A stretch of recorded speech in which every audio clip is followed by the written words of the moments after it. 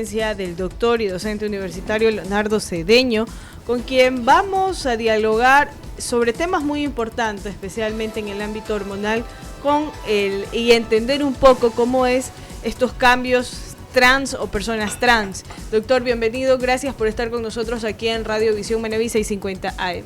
Buen día, agradecido por la invitación que me están haciendo. Exacto, acérquese un poquito. Y estoy listo para cualquier inquietud que necesiten en lo que respecta al tema, ¿no? Sí. Doctor, sobre eso iniciamos con una pregunta importante. Muchas personas hablamos del tema de la homosexualidad, pero hay diferentes tipos, o no sé si sería correcto decirlo así, tipos, sino que no es lo mismo una persona trans que una persona homosexual. Entonces, desde la parte médica, ¿cuál sería la diferencia? Y más aún entendiendo que existe un proceso hormonal que hace que cambien o que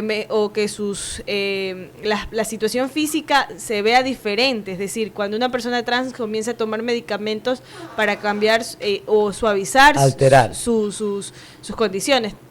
¿Cuál sería entonces, desde el punto médico, este tipo de cambios y cómo se los realiza? Bueno, hay definiciones claras en la parte de salud, ¿no? Por ejemplo, la selección de la pareja sexual es homosexual o heterosexual, ¿no? O sea, la elección, solo la elección. Si tú eliges tener sexo con el mismo sexo, eso es una relación homosexual. Y si tú eliges tener una relación sexual con una pareja diferente a tu sexo, es heterosexual, ¿no? La sociedad es heterosexual. La homosexualidad ya es tanto de los dos participantes, son homosexuales, ¿no? Ese concepto de que activo o pasivo no existe, ¿no? La elección de tener una actividad sexual entre las personas del mismo sexo son personas homosexuales. Pero eso es un tema de elección sexual. Pero la identidad es otra cosa, la identidad de género es otro concepto, ¿no? Una cosa es el travesti, otra cosa es el transgénero, otra cosa es el transexual. El travesti es una condición donde el individuo se viste de mujer, y es temporal, y en su intimidad lo hace, ¿no? Pero el transgénero es un tránsito de identidad sexual, ¿no? Se percibe, es un individuo que se percibe diferente a su naturaleza sexual, ¿no? Si es mujer se percibe varón, y si es varón se percibe, es una percepción. Uh-huh. Entonces, es una incongruencia de género, se llama, ¿no? El término puntual en esa etapa, cuando el individuo tiene esa sensación de que se percibe en su autonomía de identificarse, se identifica mujer, pese a que tiene un contexto masculino y viceversa. Eso es un transgénero. Y el transexual viene a ser este mismo individuo que hace cambio de sus genitales, cuando ya hace la última etapa del tratamiento, ¿no? Cuando ya cambia, hay una cirugía de plástica de reconformación de genitales. Ese es transexual. Transgénero, transexual, homosexual, heterosexual. Nosotros somos de una identidad heterosexual. Y estamos empatados con nuestra autonomía, como yo me defino, ¿no? Tú te defines, todos nos definimos, pero aquí es el trans es un tránsito donde hay incongruencia en su definición de género. Soy varón, soy mujer. En esa definición hay incoherencia. Entonces tenemos la mujer trans, la que transita de varón a mujer, y el varón trans que transitó de lo contrario, ¿no? Hablar de estos temas es un poco confuso y también complejo porque entender, si no hemos tenido un diálogo previo, si no hay un proceso de educación continua, no es muy fácil entender cuáles son o cómo se diferencian. De manera personal, se me complica un poco lograr entender las transiciones y creo que muchas personas pasan por aquello. Este tipo de transiciones, al hablar ya de una persona transgénero, ¿son dolorosas? Bueno, para el individuo que tiene esa condición de incoherencia, el individuo que de pronto tiene una falta de alineación de su identidad sexual, obviamente es un problema. ¿Y por qué es un problema? Porque son condiciones fácilmente personas que caen en cuadros depresivos y de alta tasa de suicidios. Entonces ese es el conflicto, ¿no? Son personas que abocan a esta incoherencia de definición y de expresión corporal, tienen conflictos de aceptación dentro de su entorno, interno y externo, y generan altísima tasa de cuadros depresivos y problemas de orden psicológico y psiquiátrico. Y ahí necesitan no solamente un acompañamiento médico, sino también un acompañamiento psicológico. Exacto. La primera persona que trata a un paciente que decide, porque ahí viene otra etapa, ahora estamos definiendo, ¿no? Estamos definiendo lo que significa una persona trans, ¿no? Que está claro, eso. Cuando ya decide hacer cambios en su cuerpo, la primera persona que lo trata es un psiquiatra. ¿Por qué? No es porque está loco, sino porque porque él va a hacer un tránsito mental, o sea, tiene que preparar esa mente, ese cerebro a ese cambio, ¿no? Y el cambio... Un psiquiatra. Y un cambio así, porque de acuerdo a lo que entiendo, al hablar de sexo estamos hablando ya de una persona, sea masculino o femenino, que contempla hormonas, genitales. Entonces, al hablar ya de este proceso de transición o esta transexualidad, por decirlo así, que ya están cambiando o intentan cambiar sus caracteres sexuales, ¿cuál sería el procedimiento médico para realizarlo y cuál debería ser el apoyo también familiar? Bueno, sí, la familia cuenta mucho, pero el manejo profesional del problema arranca con una consulta con el psiquiatra. Luego viene el manejo del endocrinólogo y luego viene la intervención quirúrgica. Son etapas y tienen que pasar por esas 3 etapas, porque si no hay conflictos, hay problemas. Lo que no se recomienda es la automedicación, y sí se hace. No hay un sistema que los ampare. En nuestro país no tenemos ley pública que los acoja. ¿Qué significa eso? Que así como el Estado hace inversión pública para el ciudadano, no hay una estructura para estos ciudadanos, ¿no? ¿Qué significa la consulta psiquiátrica, el tratamiento médico, el endocrinólogo y el manejo quirúrgico? No existe en nuestro país. Sí lo existe en otros países, que tengo más cerca de conocimiento porque estuve trabajando muchos años ahí en Chile, ¿no? Ahí existe una ley del Estado donde esta condición, que no es es otra cosa, no es una enfermedad. Estuvo instalada en el CIE-10, que es el nomenclador de salud mundial, un código. Todas las enfermedades tienen un código y están clasificados en el CIE-10. En todo el mundo se maneja este concepto, nosotros los médicos. Es más, estamos obligados en poner en la receta médica el CIE de la enfermedad, el código. Estaba hace muchos años considerado una enfermedad mental. Pero en los últimos años eso salió y se convirtió en una condición de salud mental. Condición.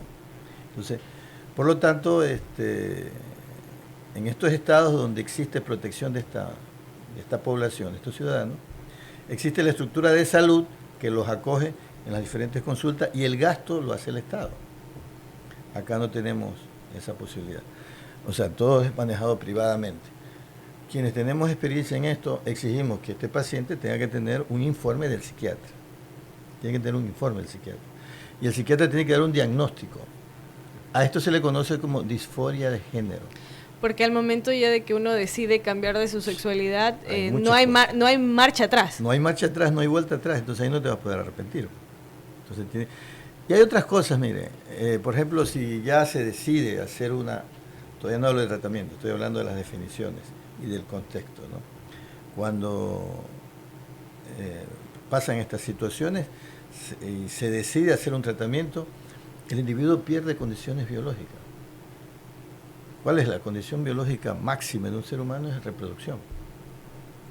Entonces, si lo vamos a hacer un tránsito de su identidad, de su género, masculino, femenino, varón o mujer, el tratamiento que se le va a dar le va a quitar esa condición de fertilidad. Entonces, ahí hay que hacer un punto de orden, ¿no? Si aspira a ser padre o madre, tendrá que guardar óvulos y espermas en un banco para posterior hacer el proceso de fecundación. ¿Qué es más complicado? ¿Una transición de hombre a mujer o de mujer a hombre? Que es lo más frecuente, digamos. Lo más frecuente son las mujeres. Es lo más la población 3-1. Que las mujeres hagan la transición que los varones. Es más frecuente. Si son mujeres. ¿Ese es lo que se conoce comúnmente como lesbiana? No, esa es otra cosa. Eso es otra cosa. Cuando yo al principio les explicaba, la diferencia. La selección sexual con quien quieres tener sexo te genera una condición de homosexualidad, la condición sexual. Homo es del mismo sexo. El mismo sexo, ¿no? La mujer que quiere tener sexo con mujer adopta una homosexualidad que es conocida como el lesbianismo. El hombre homosexual, con el mismo hombre, ¿no?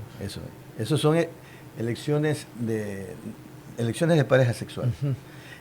El transgénero es un cambio, es un tránsito de una identidad de varón a mujer y de mujer a varón. Ahí como que ya estamos entendiendo. Exactamente. En todo su extensión de la palabra, ¿no? Así es. Corporal, mental, todo. Por eso es que usted recomienda que debe haber un psiquiatra. ¿Automáticamente psiquiatra o debe pasar por un psicólogo? Psicólogo o psiquiatra. Ambos tienen que determinar, tienen que determinar, dar un informe y un diagnóstico, porque esto va a una instancia legal. No y además de eso, decir que ya no hay marcha atrás. Exacto, y todo el mundo tiene que, y yo en mi caso tengo que hacer un consentimiento informado, tiene que firmarme, que él conoce y acepta los riesgos. Para evitar que a futuro vaya a decir, no, usted no me explicó esto, usted no me dijo lo otro. Aquí hay una situación que en secuencia se va dando. Una vez que el individuo transita y hace su cambio de su identidad sexual, es un transgénero como tal, él acude a la ley y pide cambio de identidad civil. ¿Qué pasaría? Se le cambia el nombre. Claro. Si es doctor, tiene que ir a la universidad porque yo he visto casos de algunos exalumnos. Sí, se le cambia el nombre. Ahora, doctor. Al registro civil. Comienza con registro civil. ¿Cómo vivirán estas personas con estas condiciones, porque es una condición como usted lo señala, en países, por ejemplo, los musulmanes, en Rusia, donde son sancionados, castigados y en algunos, tengo entendido, que hasta asesinados cuando se descubren que tienen estas condiciones? Bueno, eso es bien complicado allá. Allá son sociedades con estructuras muy cerradas, muy conservadoras, que no permiten, eso no se da. Generalmente ellos tienen que salirse de esos países para tal efecto, para tener una convivencia. O mantenerlo en una clandestinidad, pero sumamente cerrada. Atroz, terrible. No hay estadística del tema ahí, más en países occidentales el tema. Pero uno presume que lo que sí se ha visto es que estas personas simplemente migran, se van de manera, se ven obligados a países donde hay una aceptación o alguna legislatura que les da protección, porque acá el tema es protección. Hablando de legislatura, ¿cómo está el Ecuador en eso? Porque vemos que ahora, a pesar que somos una sociedad todavía que no se lo acepta así abiertamente, aunque hay ciertos recelos, hasta cierto punto de la mofa, pero ¿cómo avanza el país en cuanto a la legislación? Recordar que por allá por los años 2008, inclusive hasta en la Constitución del Estado, se incorporó todos estos cambios, pero ¿falta mucho o cree que ya llegamos al tope? No hay legislación alguna. Me refiero a la aceptación, porque ya se puede casar entre el mismo sexo. Sí, se ha dado pasos en la parte civil. Ya, correcto. En la parte civil se están dando pasos, pequeños pasos, donde esta minoría, y cuando hablamos de minoría tenemos que hablar de cantidad, ¿no? Hablamos del 0,5% de la población mundial, es una estadística mundial, si lo atribuimos a nuestra provincia. Pero si hablamos a mundial, ya si sumamos de todos los países, hay una cantidad 25 millones de personas trans en el mundo. Con esa condición. Y habría que atribuir que aquí hay una estadística. Creo que el municipio tiene, por estos eventos que ya tiene más o menos reclutado una población que en la provincia es importante. No tengo el dato exacto, pero sé que la tiene. Y es que algunos de ellos todavía también como que no quieren la famosa frase que decimos cuando estamos conversando del tema, ¿no? Hay algunos que no han salido del closet, entonces por eso ellos tampoco aparecen en estas estadísticas. Claro, ese paso de salirse del closet, que significa declarar al mundo su condición, en nuestro país no existe ley que lo proteja. Ese es un problema. No hay una legislación. Porque tienes que hacer un proceso privado Y eso tiene un costo. Ah, ya. Tienes que ir a acudir al psiquiatra, al endocrinólogo, al cirujano y eso. Cuesta. En tu derecho lo puedes hacer, nadie te lo va a impedir. Ah, ya. Pero no hay la inversión pública de cubrir la salud de esta población. Ese es el tema. Lo que existe son cambios civiles donde se pueden casar, hay una figura legal de unión, por ahí va. Al usted decir, doctor, no hay para el manejo de salud de estas personas, y señalaba de los transgéneros que hay, también parte de aquello es el manejo endocrinólogo. ¿Cuál es ese manejo endocrinólogo? Bien, cuando esa es la parte que ya me corresponde a mí, el segundo time. Yo entro en la segunda parte. La primera parte es el manejo del psiquiatra o psicólogo, donde van a reforzar el tema, donde él se estabiliza en su decisión, porque por ahí mucha gente que en esa etapa dice no, se queda en su condición que quiera quedarse, pero no da el cambio, porque una vez que ya el psiquiatra o el psicólogo me emite el certificado, ya está dado todos esos pasos, ahora va al manejo al manejo hormonal o del profesional de endocrinología. Entonces yo tengo que hacer un tratamiento de afirmación de género, o sea, la mujer trans o el varón trans lo convierto en mujer y lo convierto en varón, hormonalmente hablando, ¿no? Entonces yo le voy a hacer un tratamiento hormonal donde voy a hacer que la parte fenotípica, el aspecto, tenga aspectos femeninos y masculinos respectivamente. Ya. Eso es factible. ¿Y cómo es ese procedimiento? Muy largo. Eso requiere aproximadamente 1 año de tratamiento. ¿Costoso? Más o menos. ¿Tiene costo? Requiere una evaluación porque no se... bueno, también todo medicamento tiene riesgo, ¿no? Tiene ¿Es diferente un tratamiento a eso? Claro, es totalmente diferente, porque vamos a inducir cambios metabólicos, hormonales, físicos y psicológicos, porque las hormonas te generan un cableado mental, o sea, te generan una condición de manejo de entorno, tu respuesta y tu percepción, si estás sometido a un tratamiento estrogénico o un tratamiento de testosterona, te va a cambiar tu respuesta, ¿no? Tu reacción. ¿Y cómo hace el estudio o exámenes para ver la reacción, previa reacción que pueda tener? Primero el paciente trans tiene que ser evaluado en riesgo, ¿no? Porque si vamos a inducir un tratamiento hormonal, vamos a inducir efectos esperados y también puede haber efectos secundarios.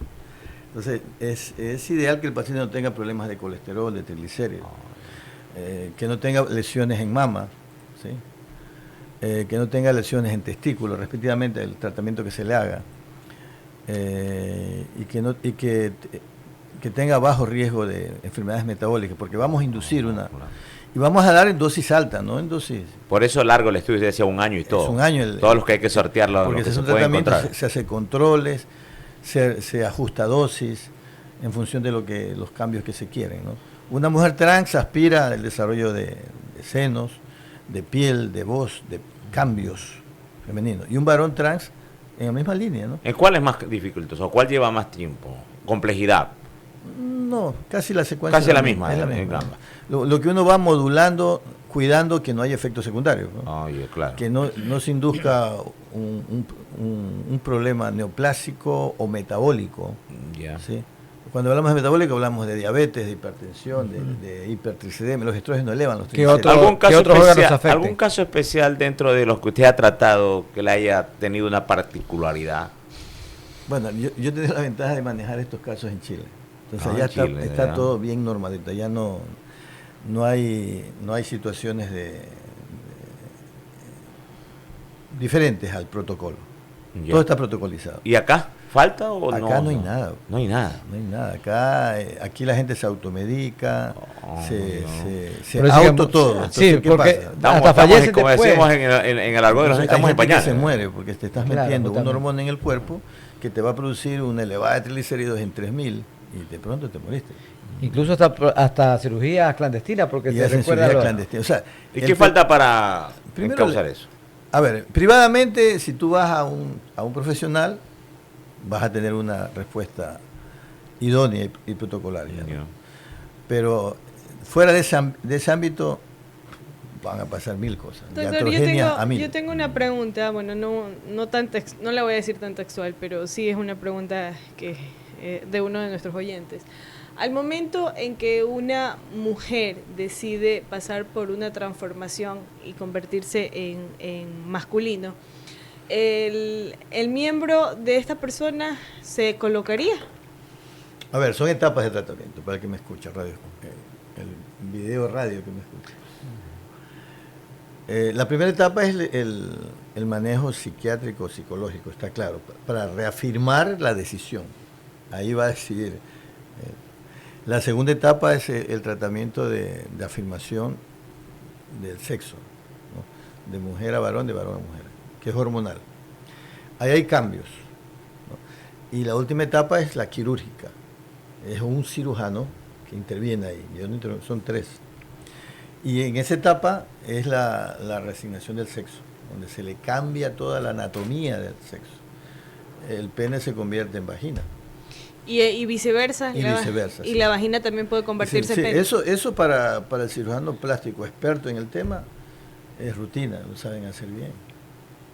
Eso hay técnicas en el manejo de estas cirugías. Por lo que entiendo, ¿cómo es? En la parte común se ve mucho más fácil que una vagina, que un pene se convierta en vagina, pero no una vagina en pene. Entonces sí se puede hacer. Es sencillo. Por lo que yo sé y he visto en mis pacientes que pasaron a esa etapa, no tienen ningún problema. Eso es factible. Tiene un costo determinado y requiere de un experto de altísima calidad, de altísima formación. Y cuesta. Y tiene un costo, ¿no? Claro. Tiene un costo. Ahora, les cuento algo. No todo el mundo pasa la etapa quirúrgica. Ah, no. ¿Por qué? Por tema Falta de costo. dinero. Dinero, y muchos se quedan tranquilos con su cambio físico. Porque se convierten en mujeres o en varones. Pero ya en el aparato y genital muchos ya es otra cosa. Tienen parejas trans. Yeah. Entonces ahí como que se complementan y ya pasar al acto quirúrgico también es muy complejo en el enfrentamiento de todo ese cambio también. No todo el mundo va a la parte quirúrgica. Se queda. ¿Son riesgosos esos cambios, no? Como toda ¿Corre cirugía. riesgo? Como toda ¿Qué cirugía. porcentaje? No es que la cirugía le provoca riesgo. Toda cirugía tiene un riesgo. Yeah. Eso. Doctor, este tema es bastante interesante, pero al mismo tiempo conflictivo, porque ahí viene ya las ideologías, la parte de la religión, la parte cultural. Entonces es un tema que aún se mantiene, especialmente aquí en Ecuador y en nuestra provincia, como un tabú. Y hoy tenerlo usted aquí es como que destapar un tabú, y hay muchas personas que todavía no creen, incluso me dicen, no lo puedo creer, yo estaba preguntando porque no lo veía factible. Entonces, destapar este tipo de tabú genera ya un cambio, y más aún ayuda a promover una cultura que necesitamos hablarla, porque en la actualidad pasar por este tipo de situaciones o en las familias, muchos padres no sabrán qué hacer, que su hijo o su hija le digan, papá, yo no soy de este sexo, yo quiero ser de este sexo. Entonces hay ya un procedimiento y hay un protocolo. Importante también que se activen las políticas públicas, porque usted ponía el ejemplo de Chile y aquí en el Ecuador no lo hay.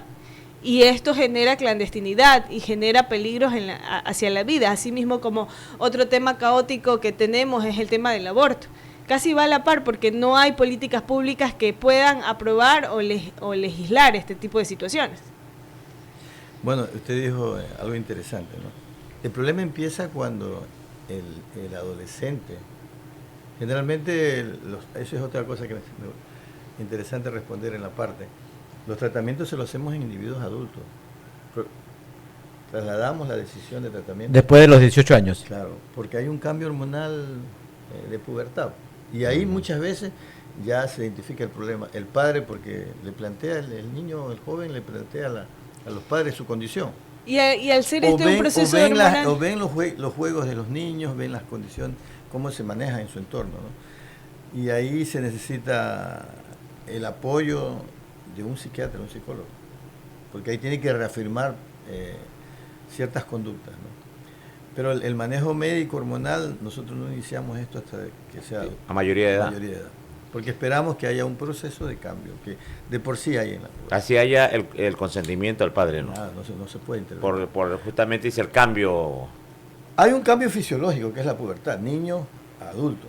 y transita, eso es otro tránsito fisiológico hormonal, ¿no? Donde irrumpen las hormonas.